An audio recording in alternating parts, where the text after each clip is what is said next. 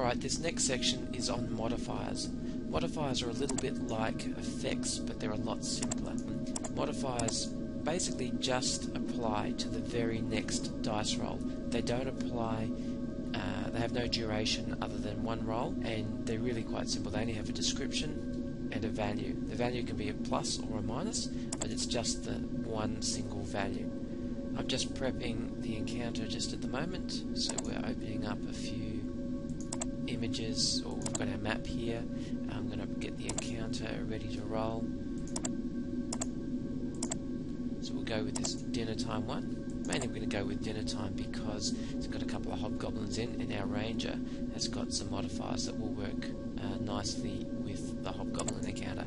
So I click the add encounter to combat tracker to pre-populate everything because I've set this encounter up previously. We're going to make these visible. Our ranger has just entered into the room, and over here, up here in the campaign tools, we find the modifiers box. Now the modifiers are visible, or they can be made visible to players by clicking this box. In Castles and Crusades they're visible by default, but we can make them hidden. But for the moment we've got a few modifiers in here, such as Combat Marauder, Favoured Enemy, and some flanking ones. We also have these ones over here on the left, which are part of the Castles and Crusades rule set. I'm going to have a quick look at our character sheet.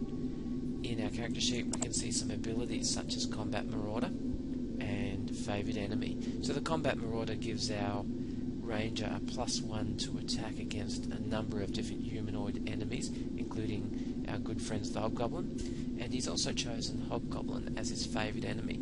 So from level 6 onwards he can choose a favoured enemy, and the favoured enemy gives you a +2 to pretty much all attacks against the favoured enemy, and also a +2 to your armour class when being attacked by your favoured enemy. So it's pretty handy. We'll go back to the combat tab, and we'll just pull up a mini tab, give us a bit more screen space back, and we're going to basically start the combat.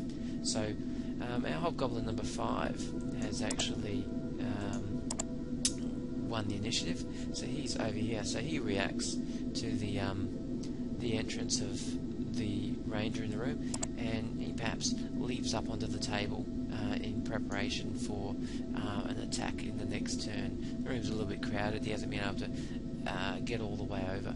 So the next turn goes to Calistan the ranger, and he steps forward. He's a bit perhaps he's a bit apprehensive. He's got 2 opponents now, but they're hobgoblins, he's going to dive on in there.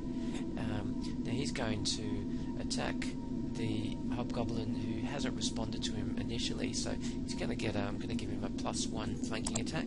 So we simply click the modifier to give a +1. We're going to give him a +2 for the favoured enemy, and we're going to give him this massive Combat Marauder bonus, being the +8, which is one of the ranger's key abilities. So he's get the whopping +11 modifier for his very next dice roll. So he's going to attack with his Golden Tag on to Hobgoblin number 3, drop the dice there, rolling an 8 +20. Now the +20 is derived from the Combat Marauder, the favoured enemy, the flank attack, plus his bonus to hit, which is part of his ranger abilities at level 8. So yeah, he's well and truly hit the guy. Now his damage rolls are also going to be at +2. So we'll do a +2 for the damage here, and then we'll drag the Golden Tag damage onto the Hobgoblin, and we're hitting for 11 hit points of damage, which is a decent hit on the old Hobgoblin, but the Hobgoblin's still going to be in the fight. The Hobgoblin's turn next. He responds, and now he's going to attack our friend the ranger, and he may or may not get a flanking bonus, being there's 2 of them there, being that Hobgoblin 5 didn't actually attack in this turn. Just for the sake of it, we'll give him a +1 flanking attack. However, he is attacking the ranger, and the ranger has the favoured enemy trait against him, so which gives the ranger a +2 to armor class. So what we'll basically do here is give a -2 to the Hobgoblin's attack roll. So we'll click on that, and then we'll do the attack. So he's wielding his scimitar, Kalistani, rolls a 2, it's an ordinary roll, +2, it's a miss. So that's how the modifiers work in Castles and Crusades.